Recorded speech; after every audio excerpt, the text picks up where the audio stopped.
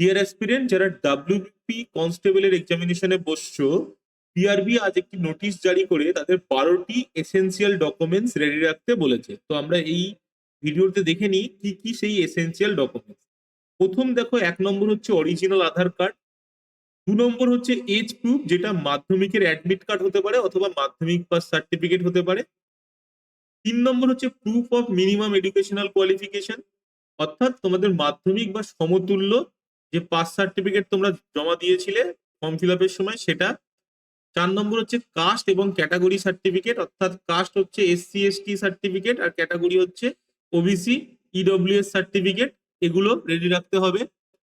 5 number হচ্ছে domicile certificate for residing permanently in hill and subdivision areas Darjeeling and Kalimpong, অর্থাৎ যারা hill area থেকে আছো, দার্জিলিং এবং কালিম্পং এরিয়া থেকে ডিস্ট্রিক্ট থেকে আছো, তাদের ডোমিসিয়াল সার্টিফিকেট রেডি রাখতে হবে। 6 নম্বর হচ্ছে certificate of exempted category, EC ক্যাটাগরিতে যারা আছো তাদের ইসি সার্টিফিকেট রেডি রাখতে হবে, যেমন NBF HG অর্থাৎ হোমগার্ড যারা আছো তাদের এই সার্টিফিকেট রেডি রাখতে হবে। 7 নম্বর হচ্ছে যারা enrolment certificate of civic volunteers and village police, অর্থাৎ ভিলেজ পুলিশ এবং সিভিক ভলেন্টিয়ার যারা আছো তাদের এনরোলমেন্ট সার্টিফিকেট রাখতে হবে।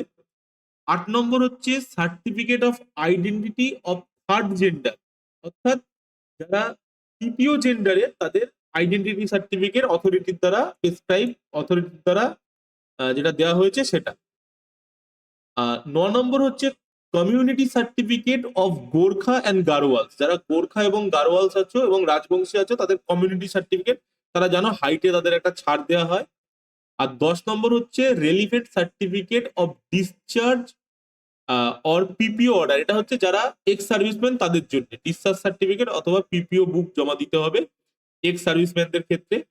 11 নম্বর হচ্ছে certificate of meritorious force person, যদি ফোর্স কোটা থেকে কেউ থেকে থাকো তাদের ওই ফোর্স কোটার সার্টিফিকেট জমা দিতে হবে।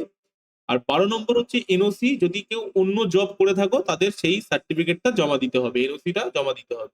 তো এই 12টা এসেনশিয়াল সার্টিফিকেট জমা দিতে হবে। প্রিয় ছাত্রছাত্রীরা, যারা ওয়েস্ট বেঙ্গল কনস্টেবলের পরীক্ষা দিচ্ছ, বেঙ্গল গুরুকুল তোমাদের জন্য প্রত্যেক রবিবার দুপুর 12টায় একটি করে ফ্রি মক টেস্ট আয়োজন করে। এই মক টেস্ট যারা দিতে চাও তারা অবশ্যই বেঙ্গল গুরুকুলের টেলিগ্রাম চ্যানেলটি জয়েন করে নাও। কিভাবে জয়েন করবে সেটি আমি বলে দিচ্ছি, তোমরা এখনই জয়েন করে নাও।